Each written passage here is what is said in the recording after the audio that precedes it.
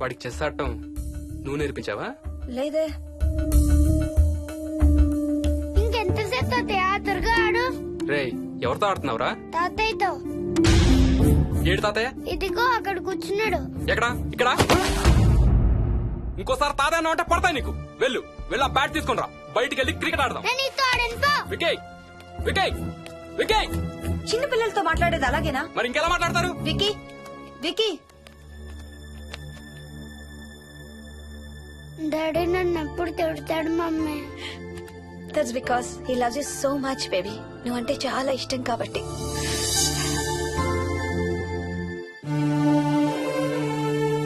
Wiki నాకు ఒక చిన్న హెల్ప్ చేసి పెడతావా ప్లీజ్? దా.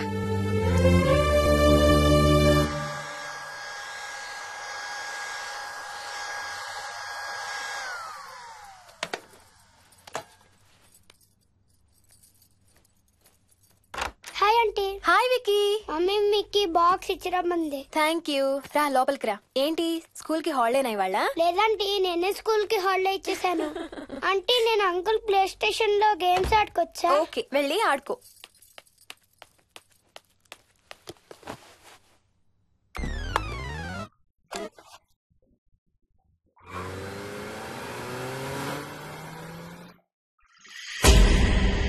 హాయ్ రాజు, నువ్వు కూడా ఆడతావా? అదిగో బ్లూ కార్ నీది, పోలీస్ కార్ నాది. నీకు ఆడటం రాదా రాజు? అలా కాదు, స్లోగా ఆడు. నా కాన్ని గుద్దకు. కాళ్ళు గుద్దదని చెప్పానా? నువ్వు నాతో ఆడచ్చు పో.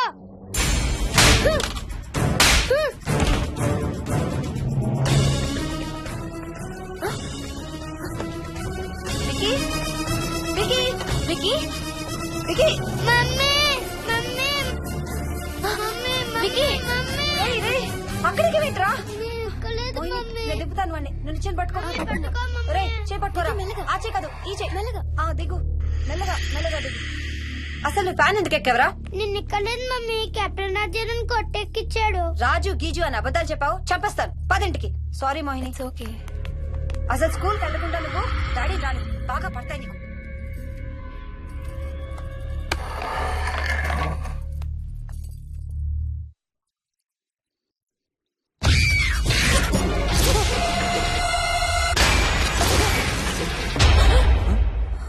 ఏ అంత భయపడుతూ ఆ సినిమా చూడేందుకు ఛానల్ మార్చేస్తా. నేను చూడాలి. Typical ladies. హారర్ సినిమాలంటే భయం, కానీ అవే చూస్తారు. మోహిని, నీకంతగా భయపడాలనిపిస్తే కాసేపు ఆ టీవీ ఆఫ్ చేసి మీ అత్త మొహం చూడు. భయంతో పాటు జ్వరం కూడా వస్తుంది.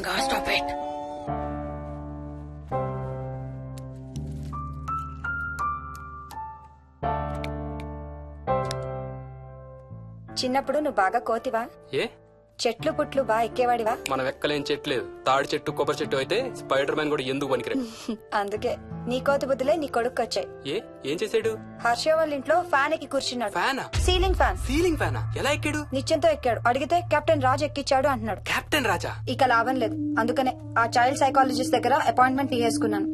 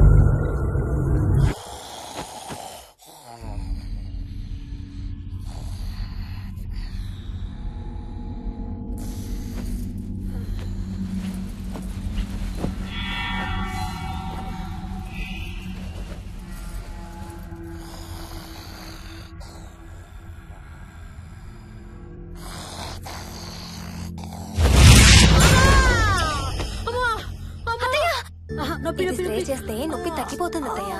పోనీ టికెట్స్ క్యాన్సిల్ చేస్తానమ్మా, కొంచెం నొప్పి తగ్గాక 2 రోజులు ఆగే వెళ్తురు గాని. మా టికెట్ల సంగతి సరేరా, మీవి ఇంటర్నేషనల్ టికెట్స్. లాస్ట్ మినిట్ లో క్యాన్సిల్ అంటే బోల్డ్ అంత పోతుంది.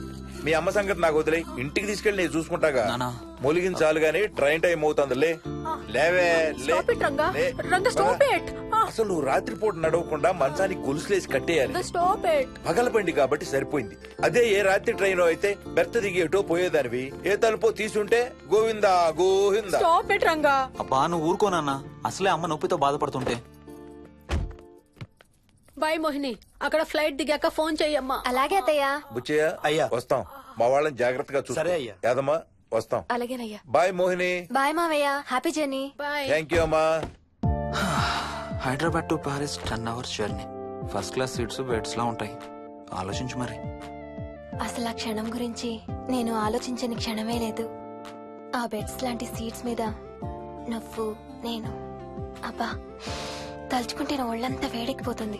ఏంటేంటి? మ్మ్. కావాలంటే ఒక్కసారి టచ్ చేసి చూడు. ఏ ఇప్పుడా? మ్మ్. ఇప్పుడే. టచ్ తో ఆగలేనేమో. అయితే మానే.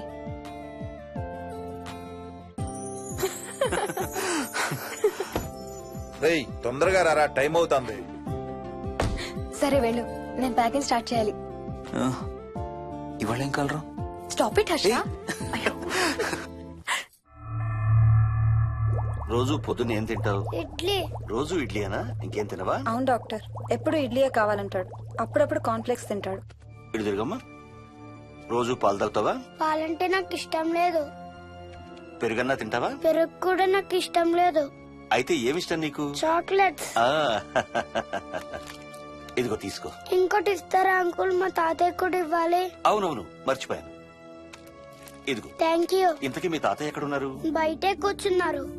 సరే, అయితే వెళ్ళి మీ తాతయ్యతో ఆడుకో. సార్. Thank you. మీకు మీ బాబు గురించి చెప్పే ముందు నేను ఈ మధ్య డీల్ చేసిన ఒక కేసు గురించి మీకు చెప్పాలి. ఈ అమ్మాయి పేరు కల్పన. ఇప్పుడు 18 ఏళ్లు. తనకు 10 ఏళ్ల వయసులో నా దగ్గరికి తీసుకొచ్చారు. రాయడానికి చదవడానికి బాగా ఇబ్బంది పడేది. 10th స్టాండర్డ్ 3 సార్లు అన్ని సబ్జెక్ట్స్ లో ఫెయిల్ అయింది. తనకి చదువు రాదనే డిప్రెషన్ తో ఆత్మహత్య కూడా ట్రై చేసింది. అలాంటి అమ్మాయి సడన్ గా ఒక రోజు పుస్తకాలు తీసుకుని రూమ్ లోకి వెళ్లి గంటలు గంటలు చదవడం స్టార్ట్ చేసింది. 10th స్టాండర్డ్ 96% తో పాస్ అయింది. ఎలాగమ్మా అని అడిగితే వాళ్ళ నాన్నగారు రోజు వచ్చి చదువు చెప్పి హెల్ప్ చేశారంది. నిజానికి ఈ అమ్మాయి నాన్నగారు తను పుట్టకముందే చనిపోయారు. చదువు దారిలో పడ్డాక కల్పనకి వాళ్ళ నాన్నగారు కనబడ్డం మానేశారు. ఈ కేస్ గురించి మాకు చెప్తాను. ఇది కల్పన చిన్నప్పుడు తీసిన ఎక్స్రే. ఇది వికీ ఎక్స్రే. ఈ రెండిట్లోనూ ఈ చిన్న బ్లాక్ స్పాట్ చూసారా? దీన్ని యాంటీరియర్ ఫాంటనల్ అంటారు. పుట్టుకతో చిన్నపిల్లలందరికీ తల మీద ఉండే మెతక భాగం 2 ఏళ్లకి 98% దాకా క్లోజ్ అయి ఒక 6 ఏళ్లకి కంప్లీట్ గా గట్టిపడిపోతుంది. కానీ విక్కీకి 7 ఏళ్లు వచ్చినా ఇది ఇంకా క్లోజ్ అవ్వలేదు. వేల సంవత్సరాలుగా హిందువులు, బౌద్ధులు ఈ మెతక భాగం కింద సహస్రార చక్రం ఉంటుందని నమ్ముతారు. బాడీలో ఉండే అన్ని చక్రాలలో మానసిక ఎదుగుదలకు కావలసిన అతి ముఖ్యమైన చక్రం. ఈ చక్రాన్ని ఒక స్పిరిచువల్ గేట్వే అని కూడా అంటారు. మెడికల్ సైన్స్ కూడా దీన్ని యాక్సెప్ట్ చేసింది. సైన్స్ చెప్పేదాన్ని, వేదాంతం చెప్పేదాన్ని కలిపి సింపుల్ గా చెప్పాలంటే పసిపిల్లలకు కొంత ఏజ్ వచ్చే వరకు మనకు కనబడని, అంతుపట్టని ఆత్మల ప్రపంచంతో ఒక ఆధ్యాత్మిక, అదే ఒక స్పిరిచువల్ కనెక్షన్ ఉంటుంది. అంటే వాళ్ళకి ఆత్మలు కనపడతాయా? వాళ్ళకి ఆత్మలు కనబడొచ్చు, వాళ్ళు ఆత్మలతో మాట్లాడొచ్చు, ఆత్మలు చెప్పే వినొచ్చు.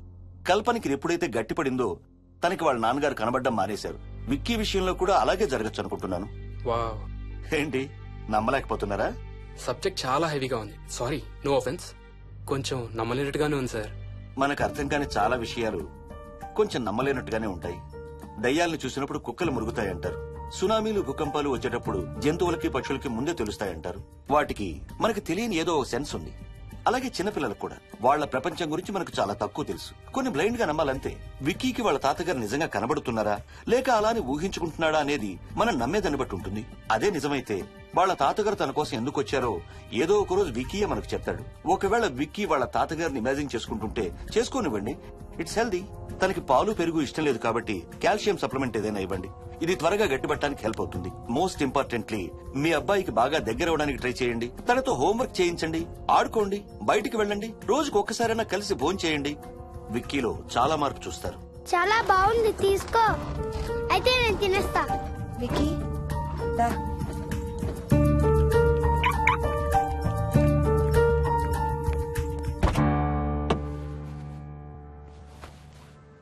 Wiki listen to me carefully. ఇక నుంచి అన్ని ఆటలు మన ఇద్దరమే ఆడుకుందాం. నీకెప్పుడు ఆడుకోవాలనిపించినా నన్ను పిలు, నేనొచ్చి నీతో ఆడతాను. తాతతో గాని రాజుతో గాని ఆడుకోవటం మానేయాలి, అర్థమైందా? తాత అంటే నాకు చాలా ఇష్టం డాడీ. తాత చచ్చిపోయాడు, ఈ లోకంలో లేడు. నువ్వు పుట్టక ముందే చచ్చిపోయాడు, అర్థమైందా?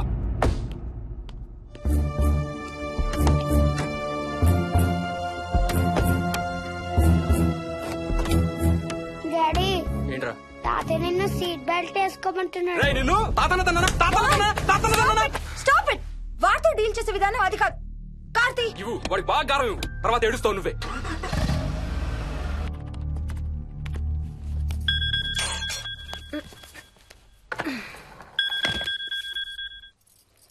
హలో, హాయ్ బేబ్స్, ఏంటి ఏం చేస్తున్నావు? ప్యాకింగ్. ఎప్పుడు వస్తున్నావు? బయలుదేరుతున్నాను. Hey, you know something? కాసేపట్లో మన ఇద్దరం మైల్ హై క్లబ్ లో మెంబర్స్ అవబోతున్నాం. మైల్ హై క్లబ్బా? ఏంటది? మన ఫస్ట్ నైట్ భూమికి 10 కిలోమీటర్ల పైన ఒక ఫ్లైట్ ఫస్ట్ క్లాస్ క్యాబిన్ లో జరగబోతుంది. అలా ఆకాశంలో శోభనం చేసుకున్న వాళ్ళందరూ కలిసి ఒక క్లబ్ పెట్టుకున్నారు. సో మనకు కూడా ఆ క్లబ్ లో మెంబర్షిప్ వస్తుంది. నాకేం అక్కర్లేదులే ఆ క్లబ్ లో మెంబర్షిప్. కానీ నాకు కావాలి. అసలు ఎంతమందికి వస్తుంది చెప్పు ఇలాంటి ఆపర్చునిటీ? మొదటి రాత్రి, మొదటిసారి భూమికి 36,000 ఫీట్ పైన ఒకే దుప్పట్లో ఇద్దరం. ఛీ, కంపు. హే, దుప్పటా నేనా? అది కాదు, ఇంట్లో మళ్ళీ ఆ మందు కంపొస్తుంది. అసలు మా ఎవరికి రాని కంపు నీకెలా వస్తుంది? ఓహో, మర్చిపోయాను, నీ చాలా సెన్సిటివ్ ముక్కు కదా. చాలే ఆపు, తొందరగా బయలుదేరు. ఏ హర్ష, ఆ, ఎన్నింటికి రా ఫ్లైట్? నైట్ 11:30కి రా. Honeymoon in Paris, you lucky bugger. All the best. Thank you రా. ఆల్ ది బెస్ట్ రా. రే, థ్యాంక్స్ రా. రే, డౌట్లు ఏమైనా వస్తే ఫోన్ చెయ్యి. ఏం డౌట్లు? హర్ష, హర్ష, సార్, కొంప మునిగింది.